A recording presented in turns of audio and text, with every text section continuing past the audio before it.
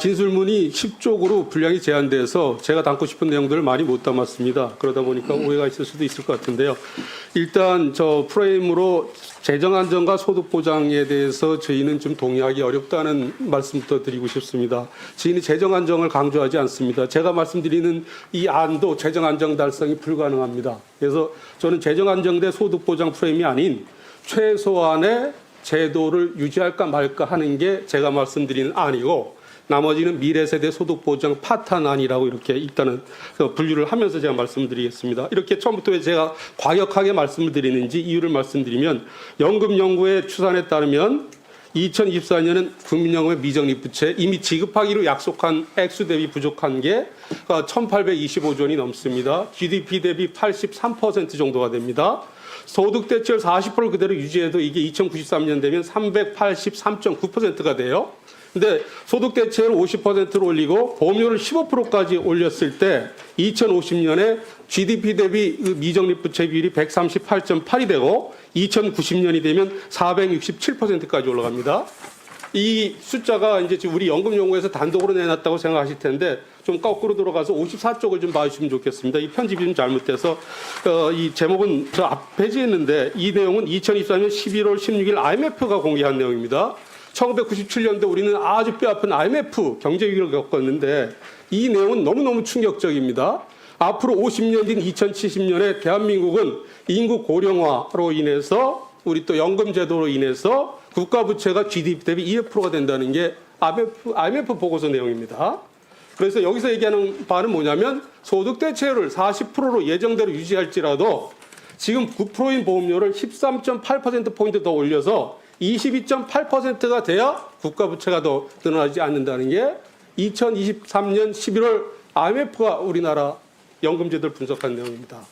그리고 또 하나 이제 그 국회 공론화위원회에서 시민대표단 다수가 소득 대체율 50%에 보험료 13%를 올리는 안에 대해서 선호를 하셨는데, 그 결정하는 과정에서 아주 결정적인 하자가 있었습니다. 53쪽을 보시면 이 그림이 두 개가 있어요. 소득 대체율 50%하고 보험료 13% 아닐 경우에 2078년에 부가방식 보험료가 43.2%까지 올라갑니다. 더 경악스러운 일은 뭐냐면 2005년 출생자하고 2035년 단 30년 차이 난 출생자 간의 생애 보험료 부담 차이가 21%포인트 더 크게 차이 납니다. 퍼센트가 아닙니다. 포인트입니다. 우리 보험료가 9%니까 2.5배 이상 차이가 나는 겁니다. 이 사실을 시민대표단들은 모르고서 의사결정을 했습니다. 이건 너무너무 중요한 사항이 될 것 같고요. 52쪽 다시 한번 보시면 여기까지 말씀하고 제가 앞으로 돌아갈 텐데, 우린 지금 소득 대체율 인상하면서 보험료 좀 올리면서 기금 소진 시점 몇 년 연장되는 걸 재정 안정 방안이라고 말씀하고 있지 않습니까? 우리 전문가나 언론이나 우리 국회의원님들도 그 부분에 굉장히 익숙해 있습니다. 코페르니쿠스 뭐죠? 우리 컬럼버스의 날개처럼 우리도 생각을 잠깐 바꿔볼 필요가 있습니다. 아무도 말씀 안 드리지만 저는 이렇게 깎자는 얘기는 아닙니다. 삭감하자는 얘기는 아닌데, 소득 대체율을 30%로 지금보다 낮췄을 때, 그리고 보험료를 지금보다 3%포인트 더 올린 10%가 올렸을 때 무슨 일이 벌어지는가를 보면, 이때 기금 소진 시점은 2070년이라는 겁니다. 그리고 2080년에 부가방식 보험료는 26.7%까지 올라갑니다. 지금 9%니까 3배 정도 보험료가 올라갑니다. 소득 대체율 지금보다 10%포인트를 더 깎는 게 이런 상황입니다. 그러니까 지금 우리가 익숙해 있는 소위 말하는 재정 안정 방안이라는 건 국민과 언론과 많은 전문가들이 굉장히 기망을 하는 거예요. 국민연금 미처한 현실에 대해서. 이건 공식적인 자료니까 나중에 충분히 반박하도록 하겠습니다. 시간을 절반 정도 썼으니까 제가 말씀을 드리도록 하겠습니다. 아까 안상훈 의원님께서 말씀하셨는데, 국민연금제도 하나로서는 우리가 모든 걸 충족을 할 수가 없어요. 연금제도 하나를 가지고서 모든 국민한테 먹고 살 수 있도록 또 후세대도 골고루 혜택을 누릴 수 있는 제도는 없다는 겁니다. 그 세 가지를 최대한 달성할 수 있는 최대 공약수를 우리가 도입한 국민연금제도, 기초생활보장제도, 기초연금제도, 퇴직연금제도, 개인연금제도, 그다음에 영목이지로 주택연금 같은 제도를 갖고 그 자기 처지에 맞게 효과적으로 조합을 해야만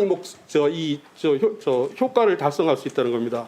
지금 소득 대체율 우리가 자꾸 올리는 얘기를 하는데 이 소득 대체율과 관련해서 굉장히 우리가 아주 인식에 오류가 있는 게 소득 대체율 우리 노인 빈곤율이 굉장히 높다고 얘기를 하고 있지 않습니까? 근데 소득 대체를 올리는 효과가 제대로 나타나면 40년 후에 나타나요.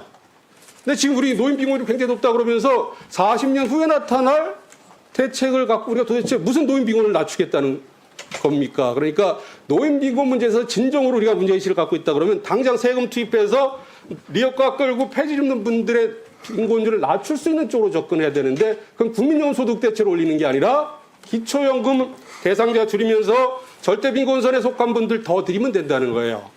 여기서 또 중요한 건 뭐냐면 우리가 노소득 보장 강화라고 국민연금 소득 대체를 올리면 어떤 불상사가 발생하냐면 대한민국의 공적연금의 가장 큰 문제는 노소득의 양극화입니다. 취약계층들은 국민연금에 아예 가입하지 못하든가 가입 기간이 짧아요.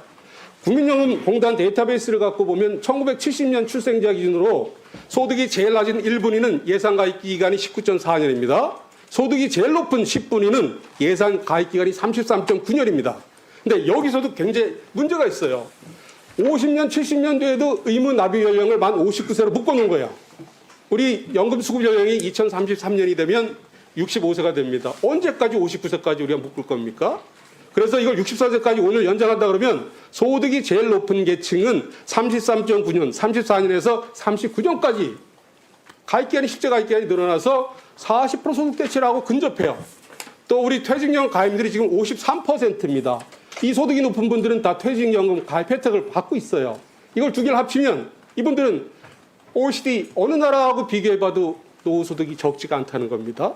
이런 우리가 뭡니까? 그러니까 일률적으로 소득 대체를 올렸을 때는 지금도 심각한 노후소득의 양극화를 더 심화시킨다. 그건 무슨 대가냐면 후세대가 도저히 감당하기 어려운 부담을 떠넘기면서 이런 어떤 좀 약간은 우스꽝스러운 얘기를 하고 있다는 거죠.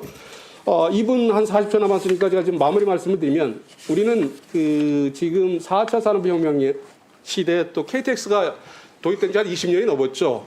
지금 우리의 어떤 노후소득 보장 관련해서 대책을 마련해야 될 어떤 목적지인 부산이나 목포까지 갔는데 우리는 증기기관차를 타고서 지금 천안도 못 가면서 다양한 모든 걸 다 할 수 있다고 우리가 굉장히 희망 고문을 하고 있는 부분이 되는 것 같습니다.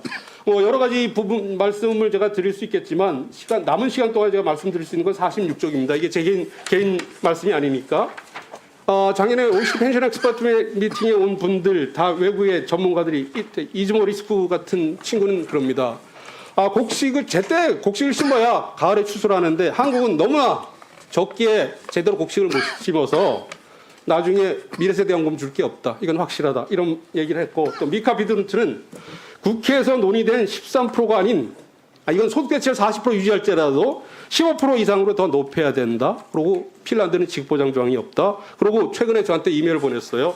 한국에서 국회에서 공청회를 한다 그러니 지금 제가 제시한 숫자들에 대해서 아파시온 파티 다수당이 그 의미를 제대로 알고서 거기에 합당한 합리적인 대안을 내기를 바라겠다. 이걸 영문으로 한 여러 전에 보내왔습니다. 또 노르웨이의 연금 재정 추계를 담당하는 헤르만 크루제 공무원입니다.